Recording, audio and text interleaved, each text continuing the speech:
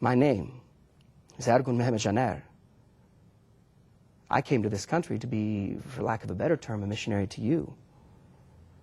My father was a muazzin in the mosque, and he was an architect, and so we came to America to build mosques here. I remember that a few years after we came to America, I asked my father about the people that I kept seeing on television. And in every country where I had lived, we had always been in the majority. I am Sunni. About 90% of the Muslims in the world are Sunni. That includes the Wahhabi, which is a subset, which is what bin Laden is. But I'd never been around Christians. And having never been in a church, I kept seeing these people on television with the, the toupees, the Rolex watches, etc. And I asked my father, I said, Abi, these people, who are they? And my father said this. This is interesting. He said, well, if they are dancing and jumping, these are the Pentecostals. He called them the Pentecostals. He said, if they are playing with the snakes, those are the Baptists. You say, well, that's not us. We're Bible church, or we're whatever, non-denominational denomination. Right. But I'm talking about misconceptions. I'm sure that you have misconceptions about us. I have never worn my laundry on my head. It's called a geffia. No, I never did drive a taxi. I have never worn a silk shirt open to my navel with gold chains dangling in the midst of the chest hairs, and going up to people saying, hello, beautiful woman, come with me. Come on, I'll give you 10 camels for the woman. Come with me. I was a devout Muslim. Didn't wear a dress. It's my geffia. It's my gear. We came to America and quickly identified the community from which we came. Now, I have to tell you this right at the very outset, that Islam is not monolithic. Here's what I mean. There is no one, and I mean no one, not a mosque, not an imam, not the mullah, not the ulema. No one can say they speak for all of Islam.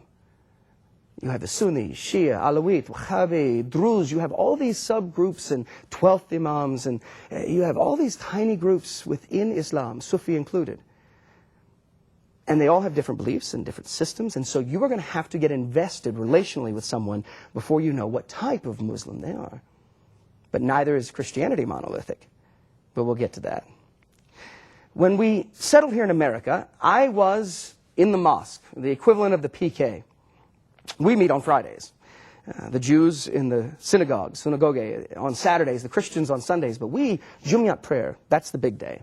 We go to the masjid, that's the mosque. We go to the Islamic center if it doesn't have one. We gather together for prayer. The imam stands closest to Mecca, then all the men, and then 3 feet behind the women. And we begin our prayer, Bismillah ar-Rahman ar-Rahim, Walhamdu ar-Rahman ar-Rahim. You see us putting our foreheads to the ground. During Ramadan, we kiss the Koran and place it to our forehead and put it on the highest shelf in our house, and you wonder, what is all this? That's why we're together. For the first half of my life, until I was almost in college, I lived and died by the 5 pillars of Islam.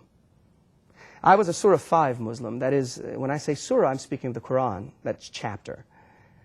And Surah 5 of the Quran teaches that take no friends from among the Jews and the Christians, for if you do, you will bring their condemnation upon you. Surah 557. And so I didn't have Christian friends. I had no Jewish friends. It was the mosque, my family, and my friends that were other Muslims. Going from New York, we finally settled in Ohio. Settling in Ohio, there was a strong Islamic community there, and we were very vested in this. The problem is, however, because there was no Islamic schools, I went to public schools. I began to try to explain to my public school friends, in high school, what we were doing. What's the 5 pillars? What is it you Muslims believe? What's the book you carry around? Well, the Quran is 114 chapters. By and large, roughly, the longest chapters to the shortest chapters at the end. But supposedly, on Muhammad's 40th birthday, he had a convulsion, a seizure. At the very beginning of the hadith, that's the recorded sayings of Muhammad, it says that Muhammad rolled on the ground and roared like a lion, foamed at the mouth. And when he comes out of this seizure, he turns to his wife, Khadija, and he says, Khadija, what happened? And she said, I don't know. And he said, well, I had a revelation. And he didn't know if it was demonic or divine. And she says, it's from God, from Allah. And so begins Islam. These oral recordings get written down. And the 114 chapters are supposedly every word from Muhammad. It's unlike your Bible, where it says, and then Peter said, and then David said. What you have in the Quran, every word is supposedly from Allah. We read the Koran faithfully. Many of us memorize all of it. And as we study it and as we work through it, we are invested in what is called shahada. That's the creed, the kalima. It is the first pillar of Islam.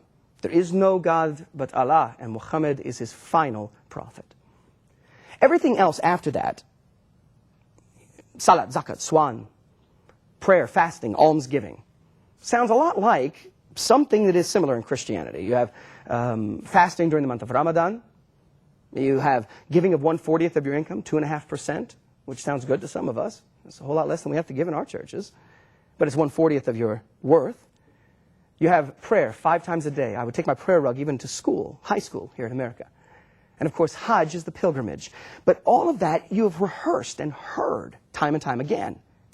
May I summarize all of Islam for you?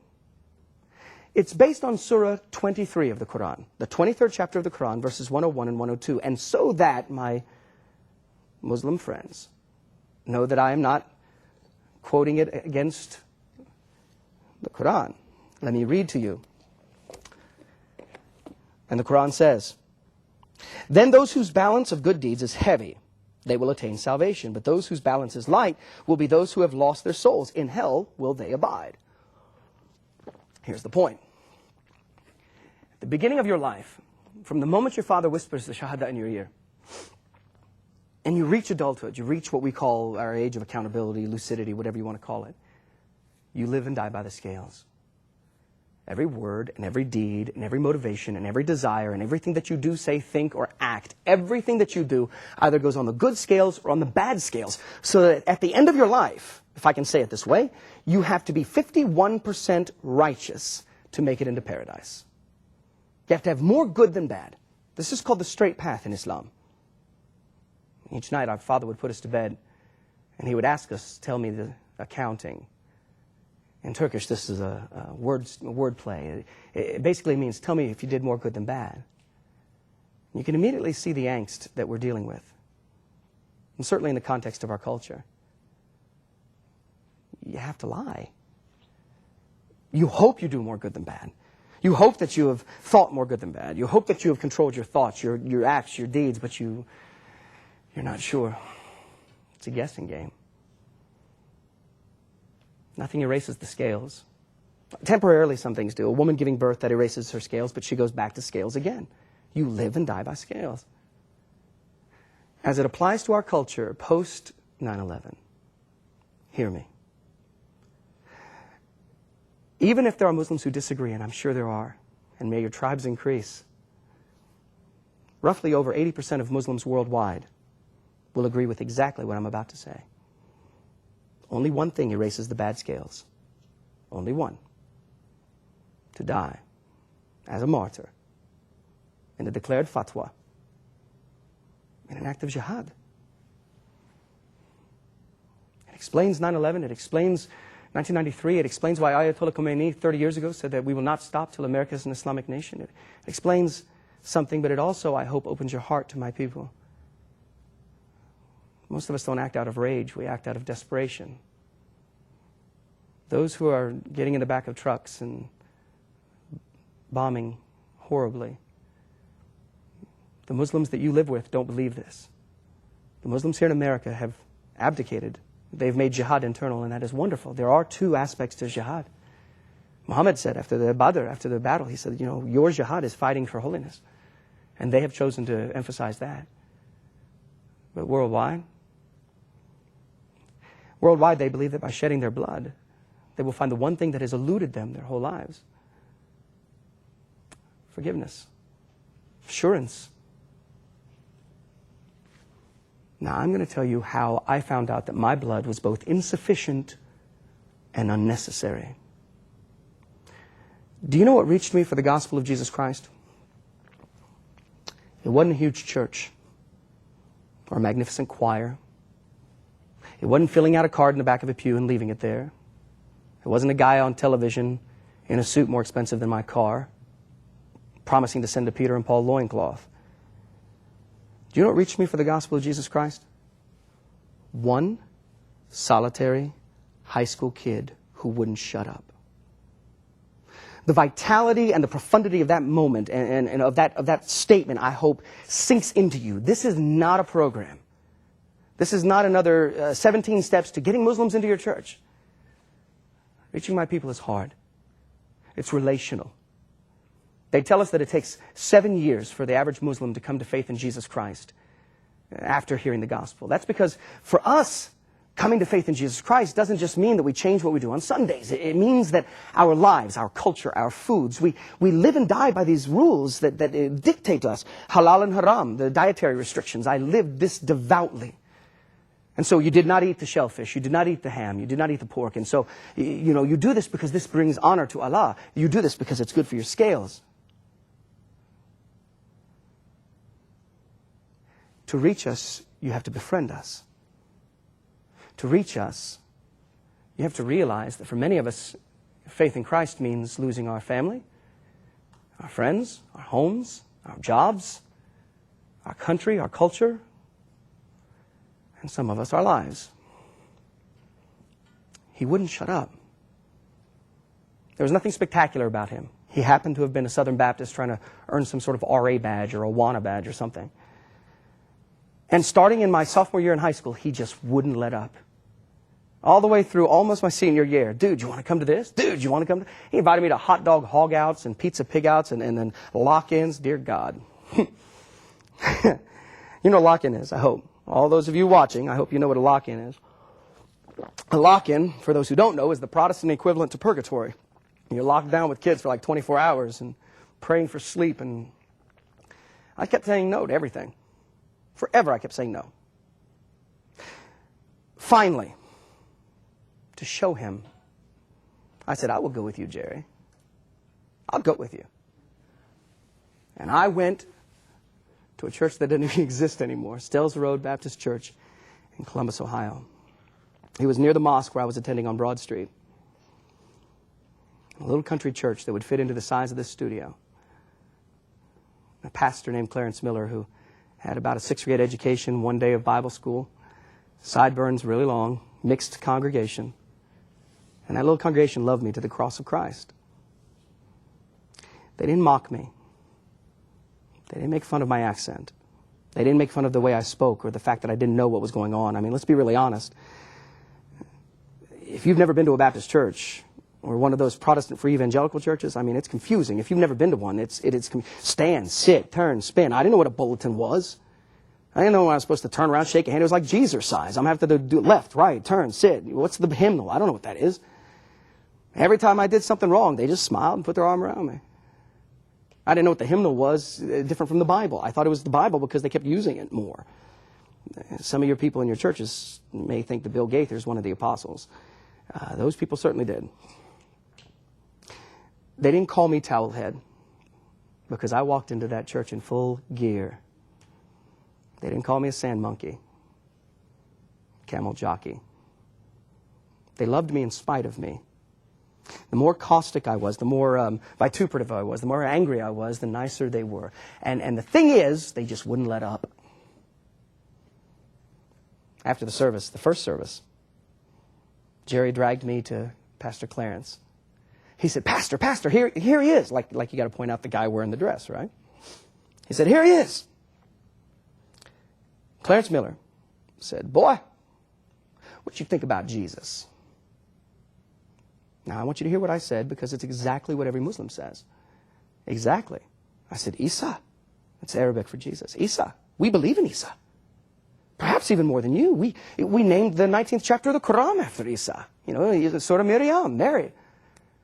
We believe that Isa was a prophet who came. He was not crucified. Somebody else was crucified for him. We believe that he was a good man, that he was a prophet of Allah, and that he said that he was going to send Muhammad. Surah 61 of the Quran says that Jesus said, I will send a comforter, and this is Muhammad.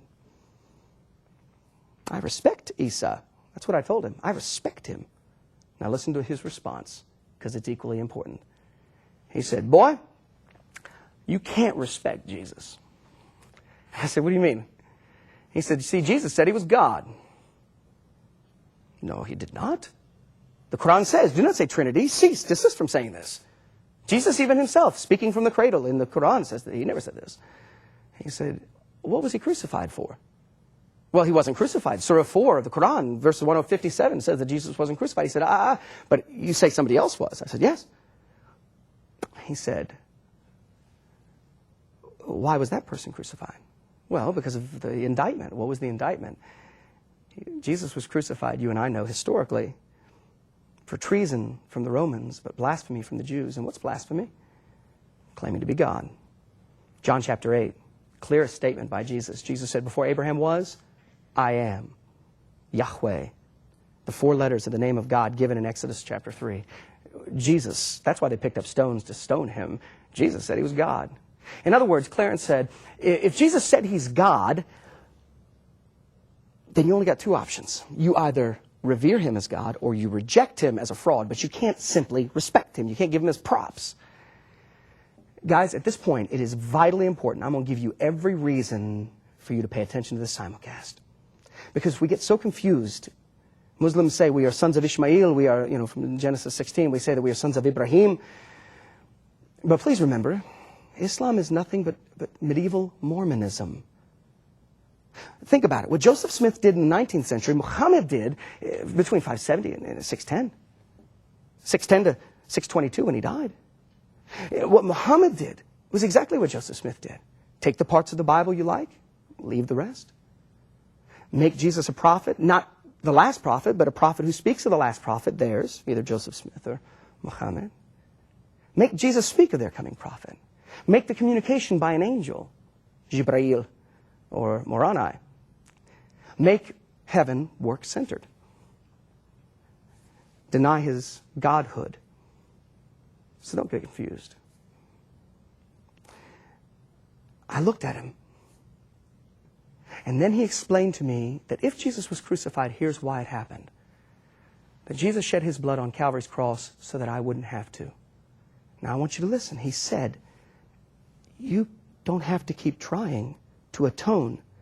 One of our leaders, Shabir Ali, the debater, is often famous for saying, before he died, saying, that why would one man's death apply to anyone else? We all atone for ourselves. But you see, when Jesus died, according to the Scriptures, was buried, resurrected, ascended into heaven, he did something astonishing. He presented his blood in heaven's altar, and then he sat down. Now, why did he do that? He sat down because he was dizzy? Tired? He sat down because he was done. If Jesus actually died, then his blood counts. He died so that I wouldn't have to. Can I make it as crass as I possibly can? Jesus strapped himself to a cross so that I wouldn't have to strap a bomb to myself. I lasted 4 days under that preaching. I didn't know where the bulletin said I was supposed to wait for the invitation. For those of you who are from non-traditional churches, you don't know that. That's where we sing 784 verses of I Have Decided. I didn't know that I was supposed to wait for that. I stepped out in the middle of the sermon and walked up to Clarence at the front. And he was preaching with his eyes closed, waving his arms. He was one of those guys who said, if you ain't spitting and sweating and slobbering, you ain't preaching. And he's just going nuts. And he opens his eyes, and there's this boy standing in full gear. And he says, what? I said, Isa bin Allah. Jesus is God. I want to be saved. I want to be born again. I want to ask Jesus to apply his blood to my life. He said, could you wait for the end of the invitation? And I said, nope. And so he led me to Christ right then and there. Do you get it? No scales. I live by the cross. That's why the Bible says that we preach him and him crucified. That's why we say that we are conformed to his death, as well as the fellowship of his suffering, as well as his power. It's why we realize that that is the central point of all Christianity. Jesus said he's God and Jesus died. If those two things aren't true, this is a waste of time. That night we went to Afterglow. That's where everybody goes to Denny's and IHOP, hangs out. I got to do 2 things as a new believer in Jesus. Number 1, I got to tell the waitress that I was saved. And number 2, I ordered me some ham. I ordered anything they had on the menu. I never had it. It was new to me. That evening, I went, November the 4th, 1982, I went home and told my father, Abi, Isa bin Allah, Jesus is God, I am saved. It was the last day I saw my father, till he died in 1999. And you may think that's harsh, but in our culture it isn't, and not in Islam either. Those of you who are invested in Voices Martyrs know what I'm speaking of. Hadith, Volume 9 of Al-Bukhari's Hadith, number 57 says, Muhammad speaking, if anybody changes his Islamic religion, kill him. And in over 30 countries around the globe, that's precisely what takes place. You are buried up to your waist in the burial cloth and stoned to death. Or you are just put to death for converting to Jesus Christ as Lord, Savior, and God. Be careful when you speak to my brethren.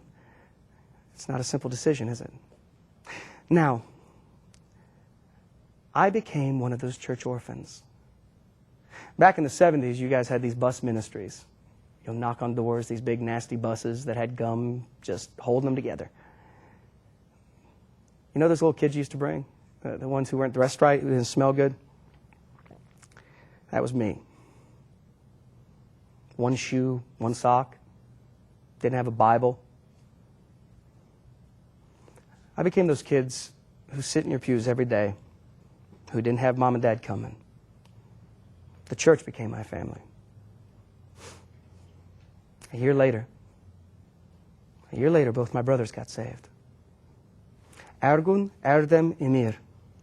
All three born again, all three Christian, all three converted. Emir teaches at Southeastern Seminary. I teach at Liberty University.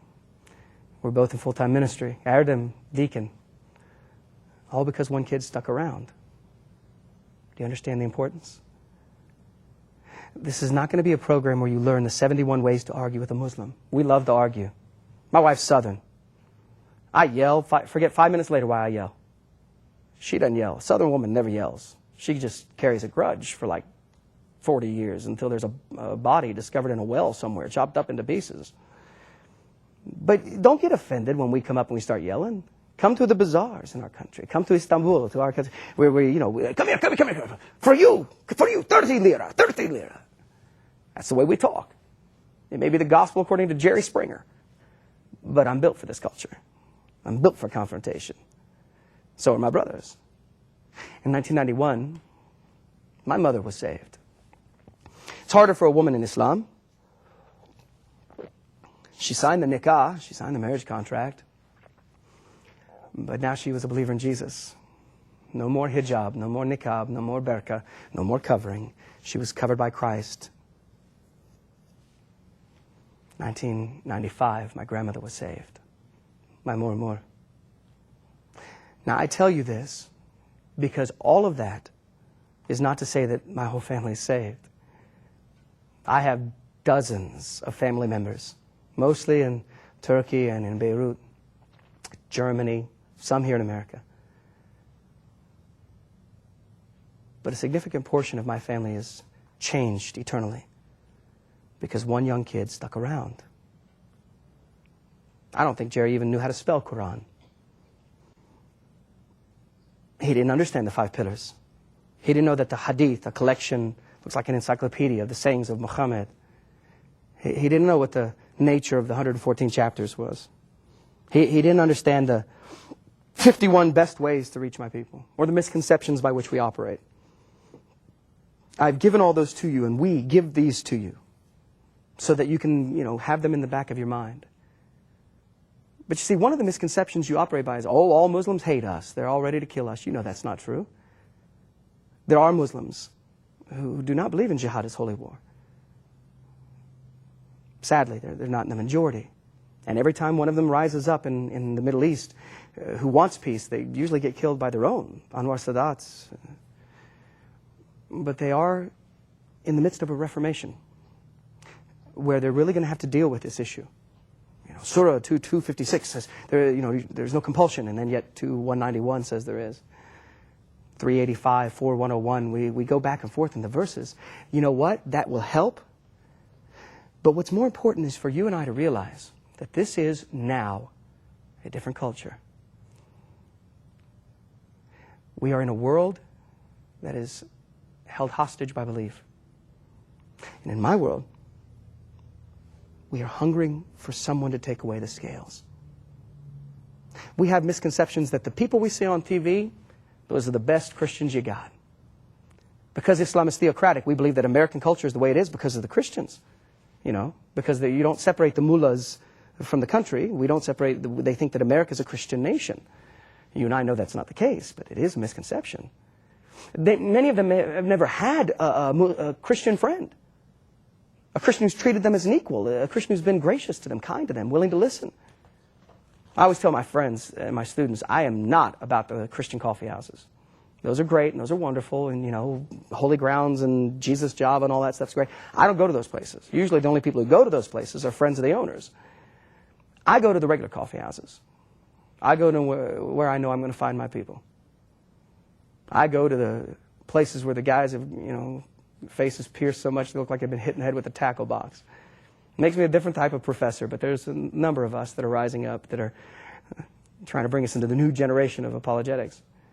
Relational, frontline, sometimes confrontational, sometimes polemic, but always unashamed. You have to understand, when we don't hear you as American Christians speak of your faith, when you're talking about anonymous Christianity, seeker Christianity, when we think that you're afraid to give the gospel or to give an invitation, we think it's one of two things. You either don't have the answers to our questions or you don't have the courage to give them. Much of the world is confrontational. Welcome to the new face of America, to the quantum shift in Christian outreach, to the seismic change in the way we do church. If you want your church to look like that bowl of Fruity Pebbles, if you want your church to reach those of us who are not the light-skinned, there's no offense to you. My wife is white. She is so white, she's translucent. She's see-through white. Nothing wrong with that. I'm Turkish. Many of the Muslims who may be watching right now are saying, there's no way he knows Islam. He's a Turk. Because there are Muslims who don't like the Turks. We destroyed the Ottoman Empire. We brought down the Caliphate. That's okay. You can hate me for whatever reason you want. But in this broadcast, you will see the email addresses of the 3 speakers. And for the Muslims who are sincere seekers, who have honest questions, I don't run from them. We don't shirk from them. And we don't gloss over them. You bring them on. And I encourage your church to do the same. Look the world in the eye and tell them that Jesus Christ is Lord of all or He's not Lord at all. That He's God or He's nothing. Because if He claimed to be God, He was either nuts, like people walking the streets sucking down woolite, who think they're in Jesus too, think they're God, or He actually was who He said He was. That's the central issue, the core tenets and the absolutes by which we have to operate. Thank you for listening.